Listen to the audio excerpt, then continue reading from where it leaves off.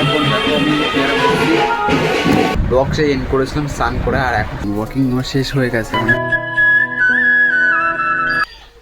Hey guys, good morning, welcome to my new blog. আমার নাম কবি, তুমি দেখছো আমার কোনো ফ্যামিলি। তো এখন আমি সকাল সকাল উঠে গেছি, সকাল সকাল উঠেছি কিন্তু আমি ব্লগ স্টার্ট করে দিয়েছি। বাড়িতে কিন্তু মা যেহেতু কাজে গেছে, আর আমার বাবা গেছে কিন্তু 6 দিনের জন্য কাজে। কোথায় গেছে কাজে হচ্ছে সেটা আমি বলতে পারছি না। তো বাবা হচ্ছে চৈত্রী মাসে যে এলো চৈত্রী পুজো হয় না, তো সেটা আর কি বাজনা বাজাতে গেছে। তো 6 দিন পরে আবার দেখা যাবে বাবাকে আমার ভিডিওতে। তো যাই হোক, চলো আমি এখন সকাল সকাল উঠে গেছি, এখন রাস্তার দিকে যাবো, রাস্তার দিকে যে ওয়াকিং করবো, ওয়াকিং করার আবার স্নান করতে হবে, স্নান শেষ করে আবার ঘুমিয়ে যাবো।